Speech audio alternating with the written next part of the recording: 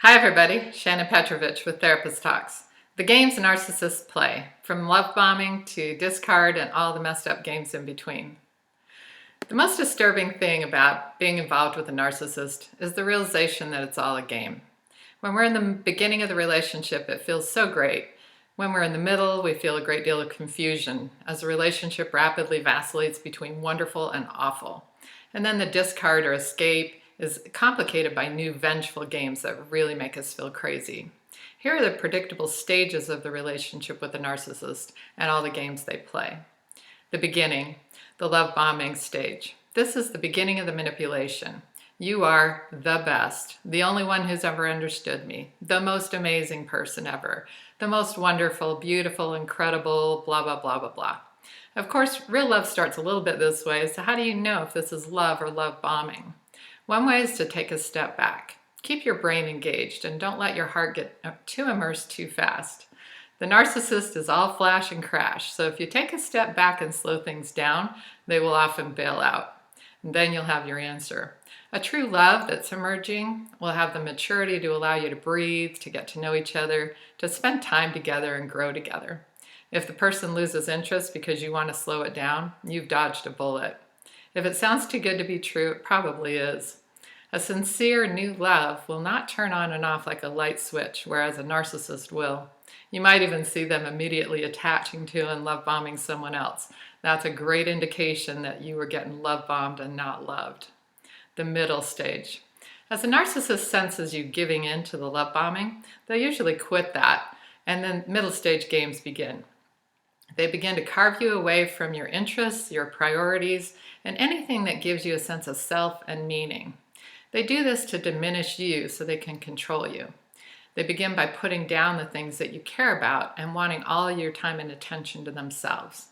They'll be subtle or very blunt as they demean and devalue all that initially they praised and appreciated in the love bombing stage. They also begin isolating you from your friends and family. In the same way they need to diminish what defines you, they also need to isolate you from those who love and support you. As they put you down and control you, they don't want anyone in your corner building you back up or telling you to get away from this relationship.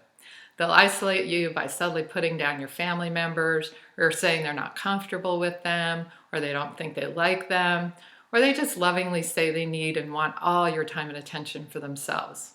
Again, as you have less support, you're more vulnerable to their manipulations and their reality. Now they really ramp up the gaslighting. Anything you see or say or want or need or any perception you have, they will argue the opposite. This covers any complaints you have about their behavior, of course, but it also ranges all the way to the mundane. This is designed to separate you from your sense of reality so that you will lose track of yourself almost entirely.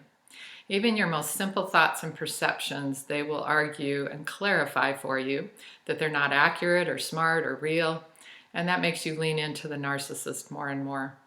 Sometimes you begin to feel so separated from yourself, you feel like you're going crazy. Next comes the devaluing and love bombing in cycles. Devaluing is the process of tearing you down. Everything from your clothes to your body to your hair, your humor, your intelligence, they will run you down. They will try to make you think that they are the only one who will ever want you and you'd better work on keeping them around or you will be alone. They may alternate this with love bombing or not. But either way, the most damaging aftermath is that over time, this trains you to devalue yourself and to love them more for loving the unlovable you.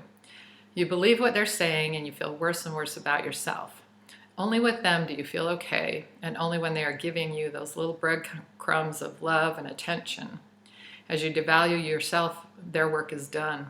You're staying for the breadcrumbs they throw out periodically, and they're free to do what they want, to get what they want from you when they want it, and to cheat and wander when they want. The end. The relationship with a narcissist usually ends in one of two ways. Either they find a new shiny object and they move on, or you get sick of the abuse and you decide to leave. If they discard you, they may still want to maintain control. Or they may find the new object didn't work out and they want you back. If you decide to leave, they will usually go all out to get you back under control or punish you for daring to take your life back. This new set of games can be the most frightening and dangerous.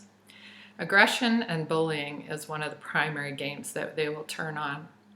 Early in my career, I worked in a domestic violence shelter, and it was always something that we told people that when they are proposing to leave, that's when the person's violence and aggression intensifies.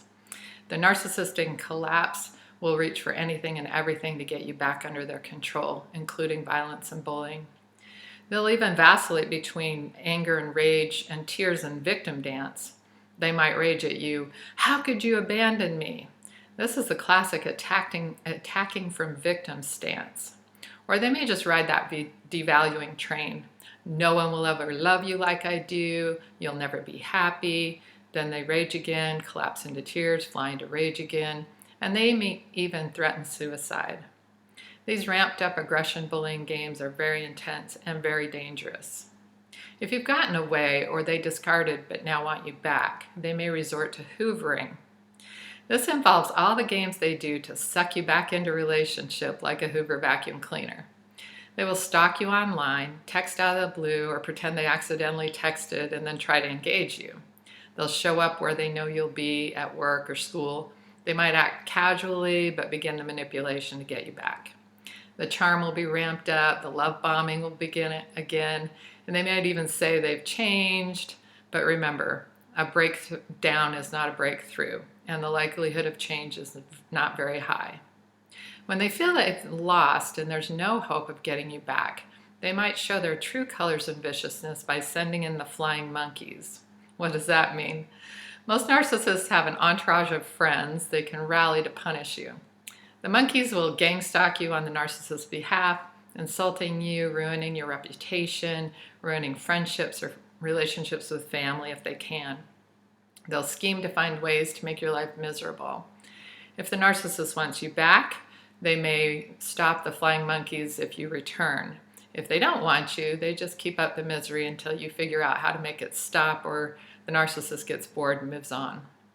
If you've been recruited as a flying monkey, wake up and smell the coffee. You're going to be on the receiving end of that wrath someday.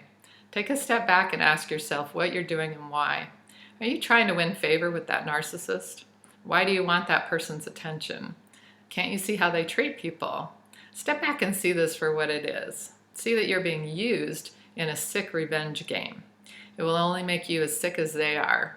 It's really crucial that you get away from that person before you become their next victim or find you become someone you don't even recognize. These are the games narcissists play. Take good care of yourselves by seeing them for what they are and staying away. If you've appreciated this video, please share it on your social media. You never know if it might help make a difference in someone's life. Take really good care of yourselves, and I'll talk to you again soon.